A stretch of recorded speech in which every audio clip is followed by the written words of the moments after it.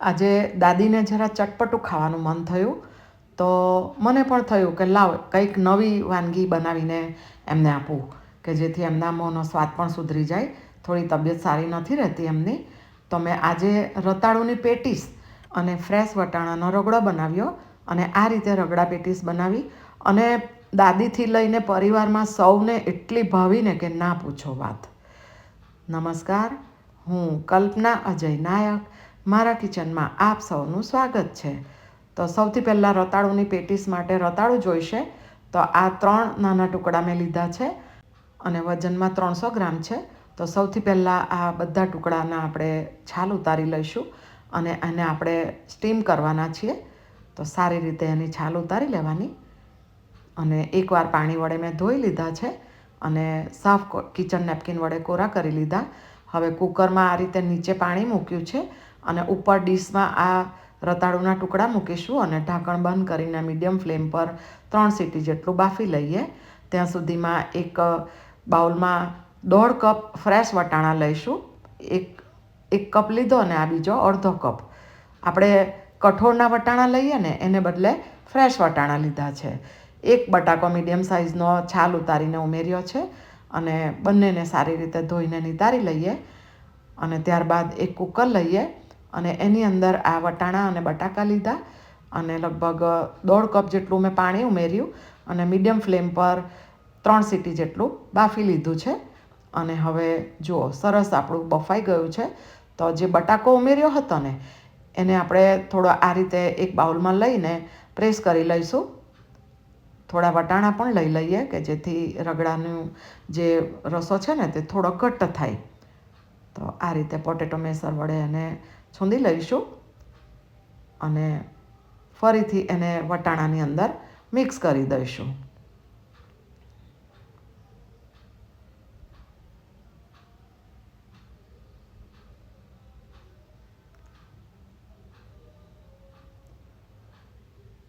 હવે એને પણ બાજુમાં રાખીશું આપણે અને રતાળું આપણો સરસ બફાઈ ગયો છે. તો એને મેં આ રીતે બહાર કાઢી લીધો છે પ્લેટમાં અને એને પણ સારી રીતે આવી રીતે દબાવીને છૂંદી લઈશું કે જેથી લમ્સ ના રહે અને આપણે જે પેટીસ બનાવવાના છીએ તેને માટે એકદમ સ્મૂથ ટેક્સચર આપણને રતાળુનું મળી જાય.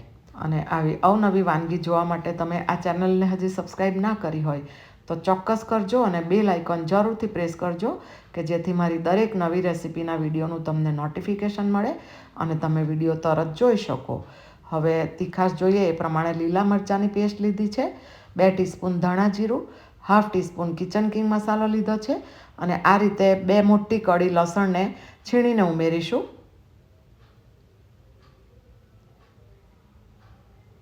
લીંબુનો રસ છે 1.5 ચમચી જેટલો લીધો છે અને સ્વાદ પ્રમાણે મીઠું લઈએ અને ફ્રેશ લસણ અને કોથમીર છે ધોઈને આપણે આ રીતે નિતારીને ઉમેરીશું. સિઝનમાં ફ્રેશ લસણ મળે તો લેવાનું, નહીંતર તમે સૂકું લસણ તો અંદર ઉમેર્યું જ છે. હવે બધું સારી રીતે મિક્સ કરીશું અને રતાળુની તાસીર છે કે ઠંડો થાય ને પછી થોડો કડક થાય. તો આ રીતે થોડો કડક થશે, કંઈ વાંધો નહીં. અને બધું સારી રીતે મિક્સ થાય એટલે 2 ટીસ્પૂન જેટલો કોર્નફ્લોર ઉમેરીશું. આને બદલે તમે બ્રેડ ક્રમ્સ પણ ઉમેરી શકો.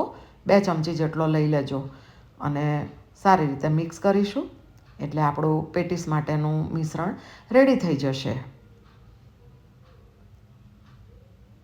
મિક્સ થઈ જાય એટલે હાથ થોડા તેલવાળા કે ઘીવાળા કરવાના. મેં ઘી લીધું છે અને પેટીસ વાળી લઈશું. રતાળુનું થોડું થોડું મિશ્રણ હાથમાં લઈને મીડિયમ સાઇઝની પેટીસને આપણે વાળી લઈએ.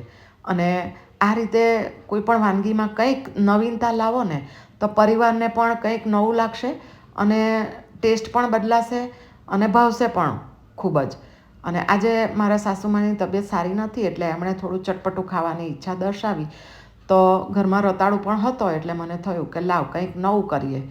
તો હવે આ પેટીસ જે વાળી લીધી એને નોનસ્ટિક પાનમાં થોડું તેલ લીધું છે અને એને શેકી લઈશું. બંને બાજુ થોડી કલર આવે એ રીતે એને શેકી લેવાની છે. તો પાનમાં સમાય તેટલી પેટીસ લેવાની અને એક સાઈડે થોડી થઈ જાય એટલે બીજી બાજુ પલટાવી લેવાની અને બીજી બાજુ પણ થોડી કૂક થવા દેવાની.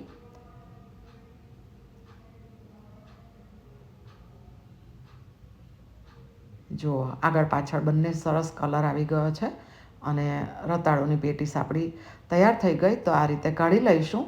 અને બીજો બેચ છે તેમાં મેં તેલ નવું નથી લીધું, પહેલાં મૂકેલું હતું એ જ તેલમાં બીજી બાકીની પેટીસ પણ કરી લઈશું. તો એને પણ અગાઉની માફક શેકી લઈએ. અને આ અગાઉ મેં બટાકાની પેટીસ અને સૂકા વટાણાનો રગડો એ બંને લઈને રગડા પેટીસ બનાવી હતી અને એની રેસીપીનો વિડીયો પણ મેં ડિટેલમાં આ ચેનલ પર મૂકેલો છે.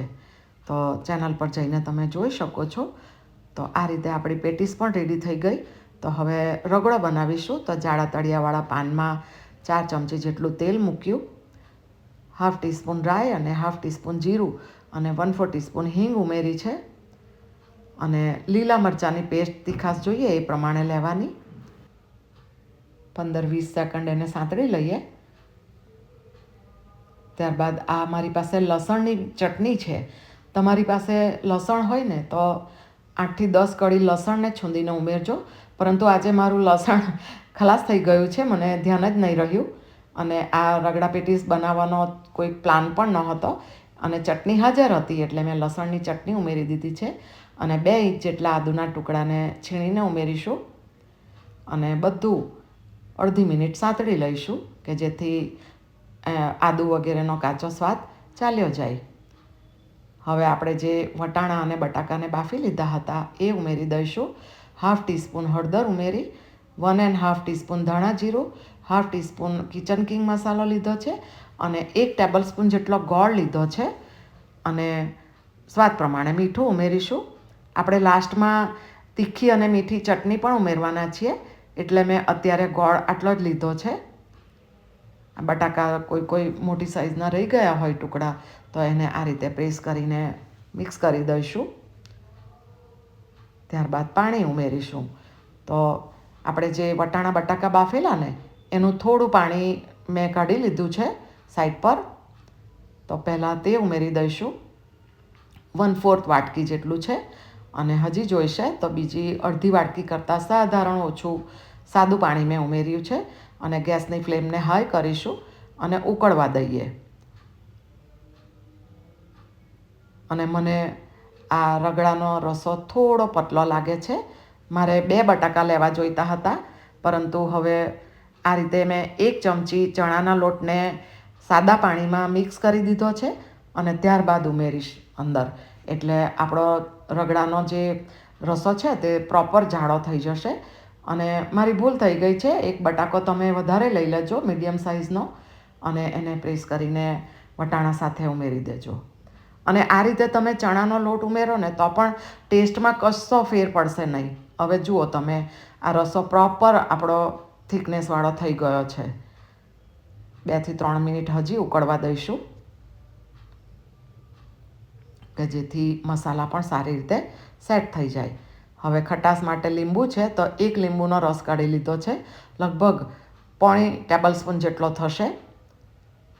તો હવે સારી રીતે મિક્સ કરીએ અને 2 મિનિટ રાખીશું. ત્યારબાદ આપણો રગડો રેડી થઈ જશે એટલે ગેસ બંધ કરી દઈશું. જુઓ, હવે એકદમ પ્રોપર આપણો રગડો રેડી થઈ ગયો છે. તો ગેસ બંધ કરી દઈએ અને બંધ કર્યા બાદ ફ્રેશ લસણ આ મેં ધોઈને નિતારી લીધું છે અને ચોપ કરેલી કોથમીર છે. તો હવે આપણો રગડો પણ રેડી છે અને પેટીસ પણ રેડી છે રતાળુની. તો હવે સર્વિંગ કરીશું. તો સૌથી પહેલાં સર્વિંગ પ્લેટમાં આપણે ફ્રેશ વટાણાનો રગડો મૂકીશું. જુઓ કેટલો સરસ કલર પણ આવ્યો છે, જો તમે જોઈ શકો છો. અને સરસ સુગંધ આવી રહી છે મારા ઘરમાં. અને આ રતાળુની પેટીસ મૂકી. હવે પેટીસની ઉપર પણ થોડો રગડો મૂકીશું. ત્યારબાદ આ ગ્રીન ચટણી છે. ગ્રીન ચટણી કેવી રીતે બને એનો ડિટેલમાં વિડીયો મેં આ ચેનલ પર પોસ્ટ કરેલો છે. અને આ ગળી ચટણી છે, એનો વિડીયો પણ મેં આ ચેનલ પર ડિટેલમાં મૂકેલો છે. તમે ચેનલ પર જઈને જોઈ શકો છો. હવે બારીક ચોપ કરેલા કાંદા ઉમેર્યા. ત્યારબાદ ટામેટાં ઉમેરીશું. અને નમકીનની સેવ છે કે જે હું રેડીમેડ લાવી છું એ ઉમેરી અને કોથમીર વડે ગાર્નિશ કરીશું. સાથે મેં બંને ચટણી અને સેવને સર્વ કરી છે. તમારે બંને ચટણી તથા સેવ જેટલા પ્રમાણમાં જોઈએ એટલા પ્રમાણમાં વધારે કે ઓછી તમે લઈ શકો. તો આ થઈ આપણી રતાળુની પેટીસ અને ફ્રેશ વટાણાનો રગડો એટલે કે રતાળુની રગડા પેટીસ. અને સ્વાદમાં તો એટલી લાજવાબ છે ને કે હું જ્યારે મારા સાસુમાને પીરસું ને ત્યારે તમે અમારો સંવાદ એટલે કે અમારી વાત સાંભળજો. મમ્મીને એટલી પસંદ આવી છે કે ના પૂછો વાત. તો તમને આ રેસીપી કેવી લાગી એ મને કોમેન્ટ બોક્સમાં જરૂરથી જણાવજો અને તમારું ધ્યાન રાખજો. અને લાસ્ટમાં મારા સાસુમાં જે કહે છે ને તે ચોક્કસ સાંભળજો અને જુઓ, મોંમાં મૂકવાનું મન થઈ જાય એટલી સરસ આ રગડા પેટીસ તૈયાર થઈ છે. અને તમારા ઘરમાં રગડા પેટીસ સૌથી વધારે કોને ભાવે છે એ કહેજો. ખાલી પેટીસ છે રતાળું. હા, રતાળુની, બટાકાને બદલે રતાળુ લીધેલો છે બરાબર, એટલે હાલ ને વટાણા ફ્રેશ લીધેલા છે. પેલા આપણે વ્હાઈટ વટાણા લઈએ ને સૂકા કઠોળના, એને બદલે ભાવી હા સારી છે. હા, રતાળીનો ટેસ્ટ સારો લાગે. હા.